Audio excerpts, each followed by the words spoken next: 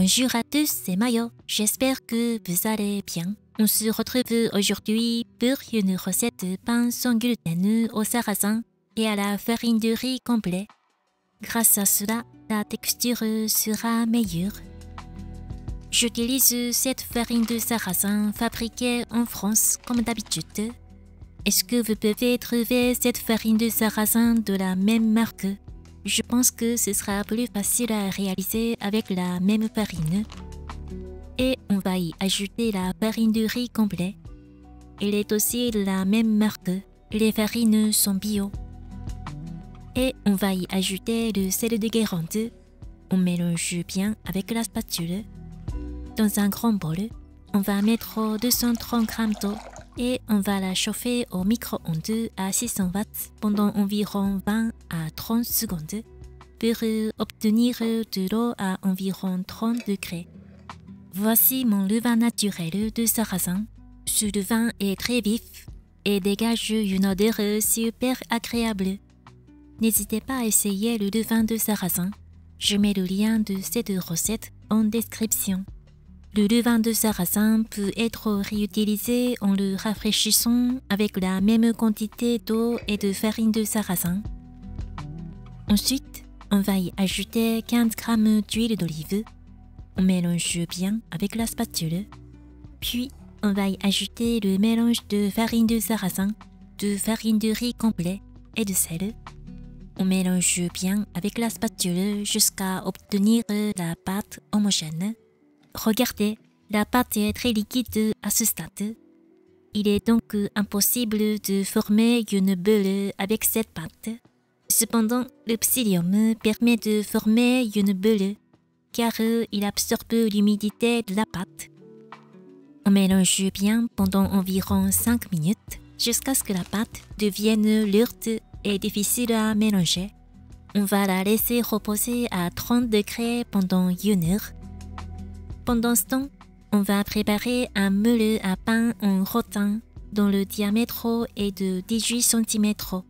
On va mettre le torchon dans le moule et on va saupoudrer de farine de riz complet pour éviter que la pâte ne colle.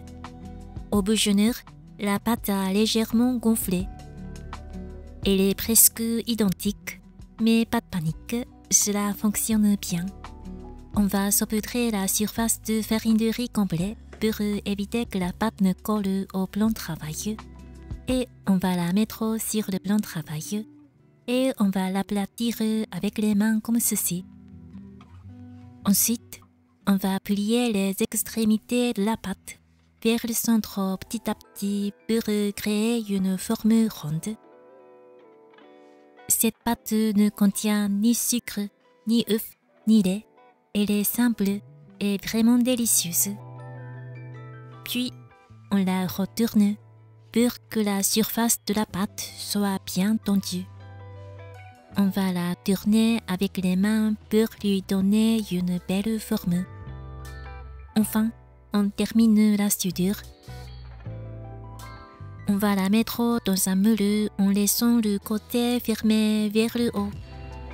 On va recouvrir la pâte avec du film alimentaire pour éviter qu'elle ne sèche. Et on va la laisser lever à 30 degrés pendant environ 3 heures. Même si vous n'avez pas de fermenteur, vous pouvez laisser lever la pâte dans un four éteint avec un bol rempli d'eau chaude. Dans ce cas, faites attention à ce que la pâte ne sèche pas. Après la pousse, la pâte a doublé de volume comme ceci. On va saupoudrer la surface de farine de riz complet. Ensuite, on va mouiller une feuille de papier sulfurisé comme ceci. Et on va la placer dessus. Ensuite, on va retourner la pâte à légère planche. Grâce à la souplesse du papier mouillé, cela permet de mettre la pâte facilement dans un moule. De plus, cela évite que le papier ne brûle dans le four. Et on va faire des incisions avec une lame de rasoir. Ensuite, on va ouvrir légèrement ces incisions. C'est une petite astuce pour obtenir un aspect très esthétique. Puis, on va verser de l'huile pour bien ouvrir ses incisions pendant la cuisson. Au moment où la fermentation se termine, préchauffez le four à 250 degrés avec une cocotte stove. J'utilise une cocotte stove de 18 cm pour cette recette. Et pour obtenir suffisamment de vapeur, on va mettre quelques glaçons dans une cocotte comme ceci. Au lieu de verser de l'eau chaude sur des pierres à tarte dans le four, c'est une petite astuce. On va la mettre au préchauffé à 250 degrés pendant 25 minutes. Au bout de 25 minutes, on enlève le couvercle et on continue à faire cuire à 250 degrés pendant environ 10 minutes. Voilà, c'est parfait. L'extérieur est croustillant, l'intérieur est moelleux.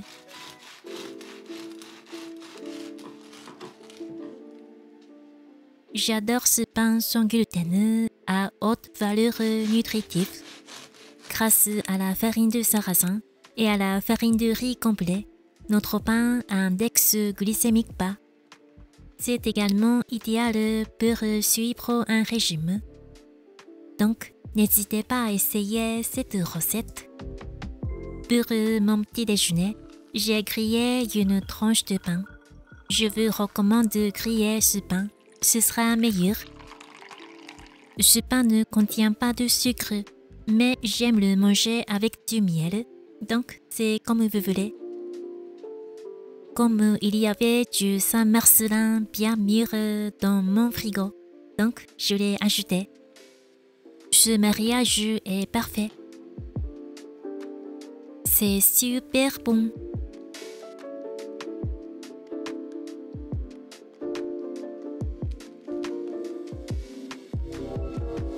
L'autre jour, j'ai testé une autre version. J'ai étalé du beurre au yuzu sur une tranche de pain grillé. Puis, j'ai ajouté du anko. Vous le connaissez?